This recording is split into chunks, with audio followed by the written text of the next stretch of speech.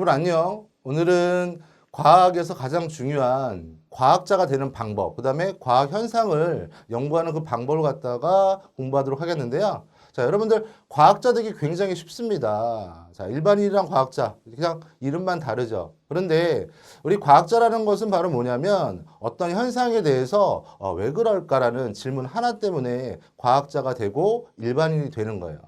그래서 오늘은 그러한 과학 탐구 과정을 갖다가 배우게 될 텐데, 자, 그럼 화면을 한번 보도록 하겠습니다. 자, 과학 탐구의 과정. 과학 탐구의 과정 맨 처음에 이제 해야 될 게 바로 뭐냐면 어떤 현상에 대해서 이것은 왜 그럴까? 자, 그 대표적인 예를 갖다가 하나 들면 뉴턴이라는 사람이 있어요. 자, 사과가 계속 다 떨어지죠. 근데 어떤 사람은 얘는 왜 떨어질까라고 생각하는 사람이 있는 반면에 그냥 지나치는 사람이 있단 말이야. 그래서 뉴턴이라는 사람은 이 사과가 떨어지는 원리를 계속 연구하다 보니까 중력이라는 것을, 힘이라는 것을 정의를 하게 됐죠. 자, 그래서 이제 과학 탐구 과정, 이 순서는 굉장히 중요한데요. 자, 우리 한번 살펴보도록 하고요. 오늘 이 시간에는 이것을 어떻게 연습을 하는지 한번 활용하도록 하겠습니다. 맨 처음에 어떤 현상을 관찰이나 바로 이제 문제 인식을 하게 됩니다. 이것은 왜 그럴까? 왜라는 게 중요하죠. 왜 그럴까? 와, 선생님 영어 썼습니다. 자, 그러면 이 왜라는 거에 대한 답을 내려야 되겠죠? 잠정적인 대답. 그렇지만 얘네들은 증거 자료가 아직 있습니까? 없습니까? 그냥 말할 뿐이야. 그래서 이것을 우리는 가설이라고 얘기를 하죠. 가설, 가짠말. 특히 이것은 여러분들 표현으로 보면 구라라고 얘기합니다. 구라. 구라 치는 거야. 그러면 이것을 정말 진실로 만들기 위해서는 증거 자료가 필요한데 우리는 이런 과정을 탐구 과정이라고 얘기합니다. 탐구 과정. 탐구 과정. 자, 여러분들 어떤 일을 갖다가 할 때 이 일을 성취하기 위해서 어떤 계획을 하게 되죠. 탐구 과정도 마찬가지입니다. 맨 처음에 설계를 하게 되죠. 계획을 세운단 말이야. 계획을 세우고 그 다음에 계획만 세우면 뭐합니까? 아무것도 안 되죠. 정말 해봐야 되겠지. 그래서 우리는 이것을 수행을 하게 되죠. 그러니까 실험을 하게 된단 말이야. 그래서 여기서 이제 하나 더 보게 되면요. 실험을 갖다가 할 때 크게 여러 가지 이 실험에 영향을 주는 요인들이 있습니다. 이것을 바로 뭐라고 하냐면 변인이라고 해. 변인. 자, 그래서 변인의 종류에는 크게 바로 이제 조작 변인, 그 다음에 종속 변인, 통제 변인. 다른 말로 얘를 변인 통제라고 하는데, 자, 조작 변이라는 것은 뭐냐면 실험 시에 변화시키는 것, 변화가 굉장히 중요합니다. 변화를 시키면서 얘가 어떻게 바뀔까 이것을 살펴보는 걸 조작 변인이라고 얘기를 하고요. 종속 변이라는 것은 이런 실험을 할 때 나타나는 결과들이 있을 거 아니에요. 결과들, 이 결과를 바로 종속 변이라고 하고. 자, 그러면 여러 가지 변이 있는데 우리가 특별히 꼭 하나만 보고 싶어. 그러면 나머지 변인들은 일정하게 만들어야 되겠죠. 그것을 바로 이제 통제 변인이라고 합니다. 일정하게 만드는 거. 그래서 요거를 따라서 우리가 탐구 어떤 수행을 하게 됩니다. 그러면 실험을 갖다 했고 바로 탐구 과정을 갖다 겪었으니까 바로 어떤 결과들이 나오겠죠. 이러한 자료들을 모아서 해석을 합니다.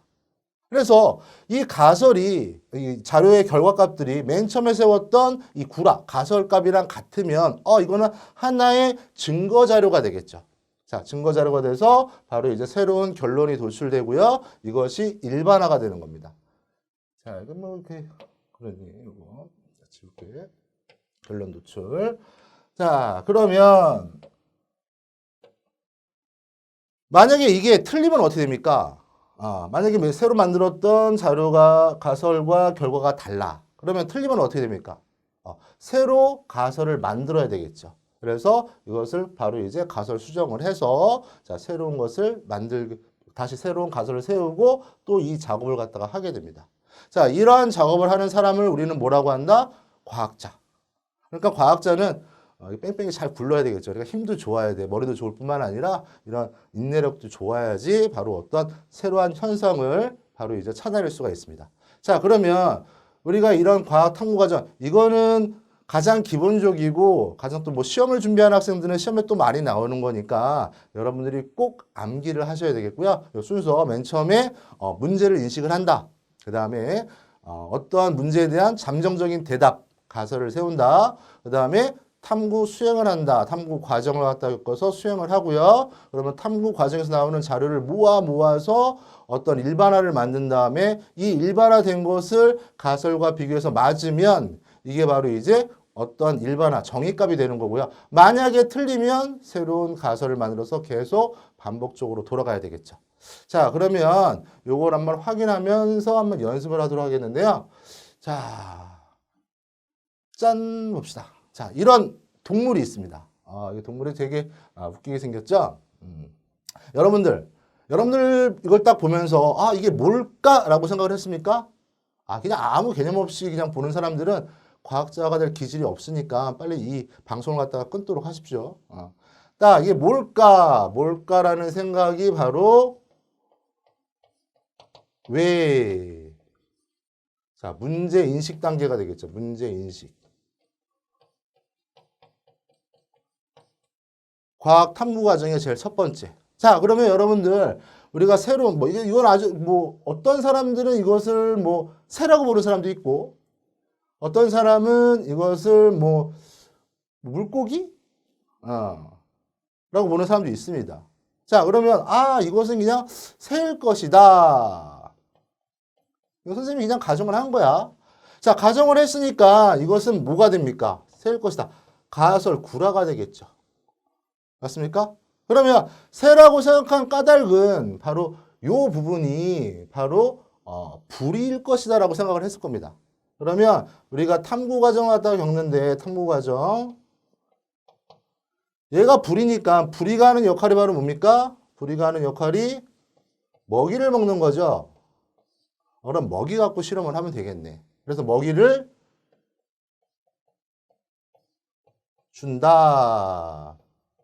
이게 바로 탐구 계획이 되겠고 바로 먹이를 준다가 탐구 수행이 되겠죠.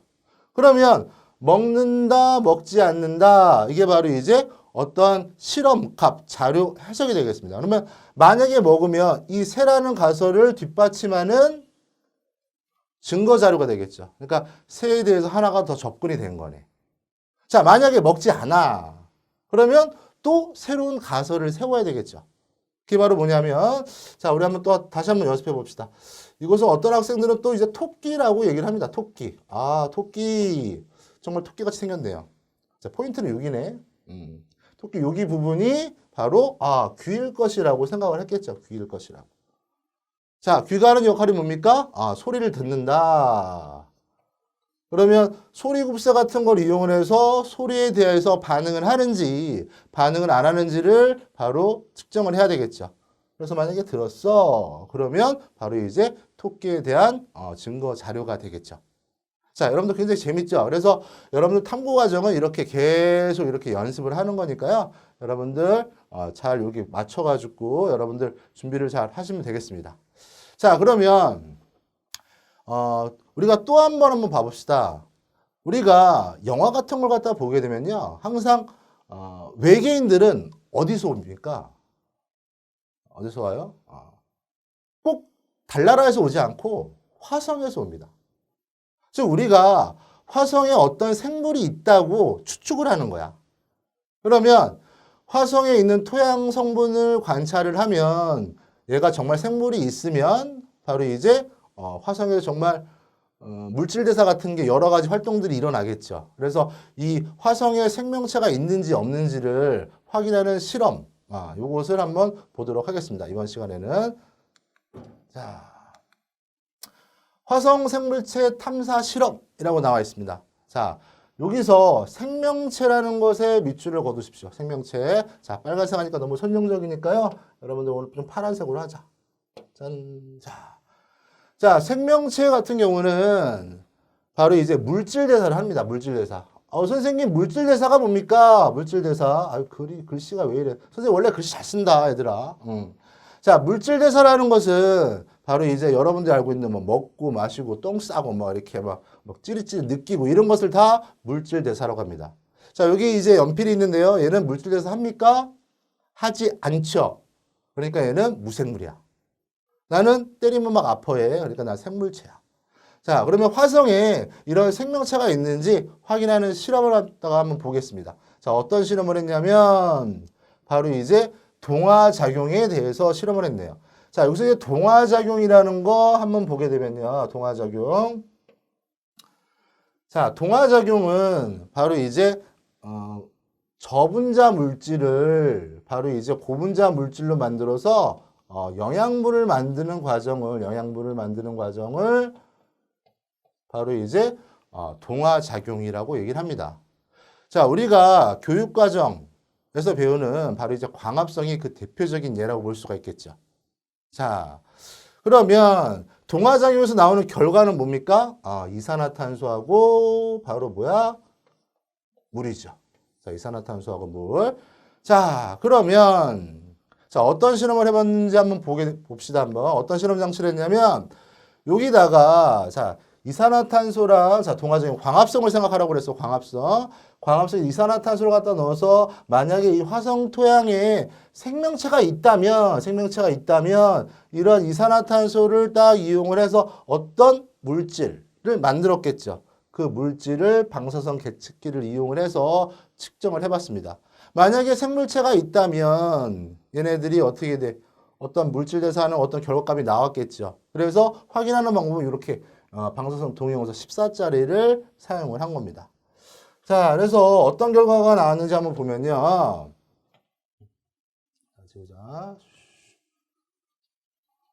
자, 보면요. 자, 방사성 기체가 나왔을까요? 안 나왔을까요?